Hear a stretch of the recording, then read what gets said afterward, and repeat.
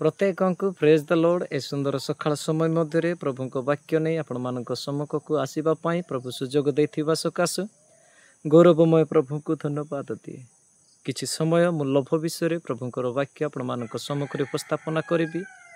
प्रत्येक मनुष्य जीवन मध्य ए लोभ आसी थाए। ए लोभरु वंचित हेबा पई प्रभुंकर शक्तियुक्त वाक्य ही आम मानक कौन करिथाए से लोभरु पृथकीकृत करिथाए। लोभ ए प्रकार एक मारात्मक स्पिरिट अटे जो द्वारा कि आमे भल एवं मंद विषय मध्य चिंता करि पारि न थाउ। आउ ए लोभ जते बेले आसी थाए भल काम हो बा खराब काम हो आमे तत्परतार सहित करबा पई कोन करिथार अग्रसर हेथ। मोर प्रिय लोक माने आमे ए प्रत्येक लोभर जीवन रु किपरि वंचित हेबा से प्रत्येक विषय मु किछि समय आपण मानक सम्मुख उपस्थापना करिबी। आसु आमे माने अध्ययन करिबा लोक पुस्तक 12:15। पुणी से मानकु कहले सावधान समस्त प्रकार लोभरु आपणा आपणा को दूर रे रख, कारण जड़े लोकर जीवन ताहार संपत्तिर प्राचुर्य उपरे निर्भर करे नहीं।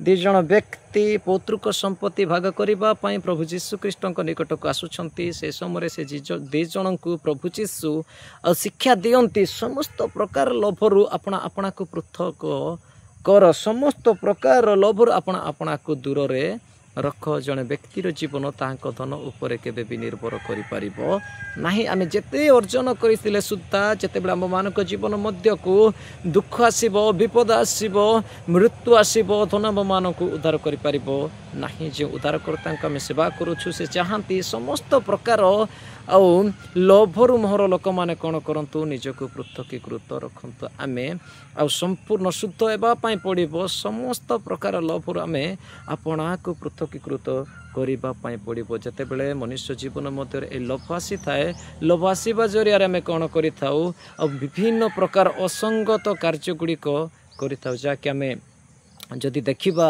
प्रभु जीशु ख्रीष्टन को जिहुदा कौन करुछि विक्रय करुछि किछिटा धन पाई बा किछिटा टंका पाई से कौन करुछि तांको जीवन मध्य जेते बेले लोभ आसु अछि प्रभु जीशु ख्रीष्टन को विक्रय करुछि। जेउ दिन से आउ से शास्त्री एवं फारुसी मानक निकट को जाई प्रभु जीशु ख्रीष्टनकर आ बिक्रीर मूल्य को आउ कौन करुछि आ चुक्ति करिके आसु अछि। से दिन ठारू प्रभु जीशु ख्रीष्टन को कि परि मु धरिबी कि प्रकार भाबरे प्रभु जीशु ये अटंती बोले से मानक निकटरे मु देखै पारिबे से विषय को ने से प्रत्येक समय केवल तांको जीवन रे लोभ एवं लोभ बा केवल टंकार विषय को नहीं कि तांको जीवन मध्य रे कार्यकारिता ही अछि।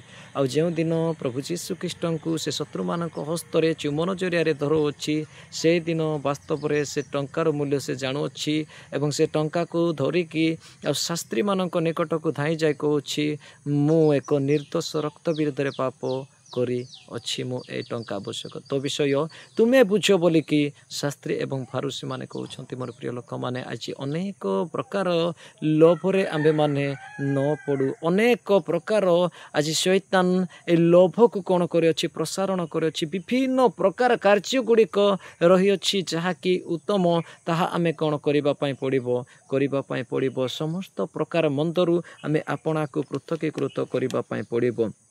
जदि ए दिन मानक मध्य आमे लोभ करी अधिक तो अधिक धनी हेबा पई चेष्टा करू तेबे आमे अकस्मात केउ स्थान रे कि प्रकार भाव रे विनष्ट आड़कू जीवा ताहा आमे निजे सुद्धा जानि परिबा नै। जदि आमे माने प्रथम तिमोती 6:9-10 जदि पढ़िबा से स्थान मध्य रे ए लोभ जते बेले आसे लोभ केवल गोटे कारण पाई आसी थाए मु धनी हेबा पई चेष्टा करे। धनी हेबा पई ही लोक माने कोन करंती लोभ करंती। जदि आमे माने से पद को अध्ययन करिबा देखंत अति सुंदर भाव रे आ थिमोथी को आ प्रेरित पाउल कोन करूछंती आ वाक्य जरिया रे चेतना देउछंती से चेतना आज आमे प्रत्येक लोक माने श्रवण करिबा पई पड़िबो एवं ए वाक्यर कार्यकारिता हेबा पई पड़िबो। देखंतु प्रथम तिमोथी आउ जदि आमे माने अध्ययन करिबा 6:9 एवं 10 मात्र जो माने धनी हेबा पई इच्छा करंती से माने परीक्षा और फांदरे पुणी अनेक प्रकार असंगत और क्षतिजनक अभिलाष रे पड़ती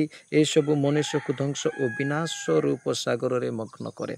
जते बेले आमे लोभ करिकी ए स्थान प्रयोग करी ए स्थान रे एमती कार्य करबा जरिया जिते बेले लोभ आसे आमे विभिन्न गोटे कार्य आमे केबे सीमित रही परिबा ना। ए प्रकार की जदि मु मोर कथा कहबा पई चाहे अनेक प्रभुंक दास माने मते सुद्धा कहती आसो आम सहित मिसिकी कार्य तार भूल कहू नाही आमे जे कोनोसी डिनोमिनेशन रे मध्ये आमे कार्य करि परिबा किंतु ए प्रकार नुहे आमे जे कोनोसी स्थान रे आमे गोटे जगह रे रहिले सुद्धा विश्वस्ती आम मानक जीवन मध्य रे रहिबा पई नितांत आवश्यकता अटे। विश्वस्त दास बोली आमे माने जेपरि गणित हेबा लोक माने जेपरि आम मानकर सुख्याति करिवे आमे ए प्रकार जीवन काटिबार रही अछि। आमे ए छोट छोट विषय गुडी करे जे प्रकार झुंटी न पड़ू लोभरू आमे पलायन जीवन काटू जे केते बेले लोभ आसे आमे 5टा 6टा डिनोमिनेशन गुडी करे मध्य रही थाउ एवं एठु एते सेठु एते एहा कोन अटे एहा लोभ अटे धनी हेबा पई आपण अभिलाष को आपण जीवन मध्य एक लग्जरी जीवन काटिबा पई कोन करि थाउ ए लोभर आत्मा आम मानक कोन करि थाए आउ से विनाश सागर आड़क बा विनाश आड़क आम मानक नहीं थाए। आमे माने केते बेले असंगत बा केते बेले फांदरे पड़ी थाउ आमे निजे सुद्धा जानी पारि न थाउ। प्रभु वाक्य जरिया आमे मानक कहंती मात्र जे माने धनी हेबा पई इच्छा करंती से माने परीक्षा और फांदरे पुणी अनेक प्रकार असंगत क्षतिजनक अभिलाष रे पड़ती ए सब मनुष्य को ध्वंस और विनाश रूप सागर रे मग्न करे। कारण धन लोभ समस्त अनिष्ठर मूल कई कई से आसक्त हो विश्वास त्याग कर पथभ्रष्ट होती पुणी बहु दुखरे अपना अपना हृदय विदीर्ण कर जो मैंने ये धन लोभर जीवन काटती मोर प्रिय लोक मैंने आज प्रभु आम मान को चेतना देवाई चाहती यह आम मान को शिक्षा दिए कि धन लोभ जिते आम मान जीवन मध्य को आसी थाए आम दुख को अपना परिवार को निमंत्रण करि थाउ आम्भे माने परमेश्वर को परित्याग करिकी मंद को निज गृह को निमंत्रण करि थाउ जहा कि आम मान को भिक्षा छाड़े नाही। आमे सर्वदा फांद एवं परीक्षार सम्मुखीन देकी विधीर्णर जीवन काटि थाउ बाइबल आम मान को शिक्षा दिए।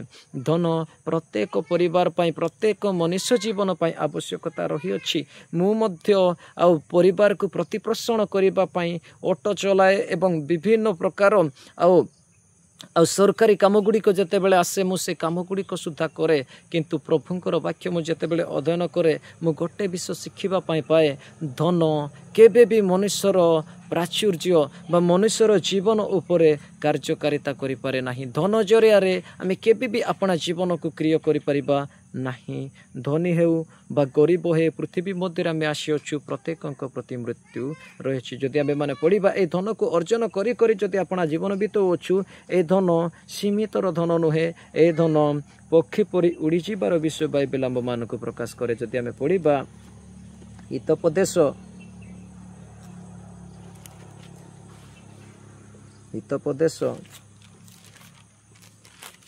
23:4-5 जदि आमे माने पढ़िबा ए धन विषय प्रभुंकर वाक्य आम मान को कह धनी हेबा पई आपना को क्लांत करो नहीं तुम्भ निज बुद्धि क्षांत हो जहाँ नहीं तुम्हें कि तोही प्रति अपना चक्षु निर्देश करिवो कारण आकाश रे उड़ंता उक्रस पक्षी परी निश्चय धन अपना पाई पक्ष करे। ए धन कौन करे निज पाई पक्ष तैयारी करे।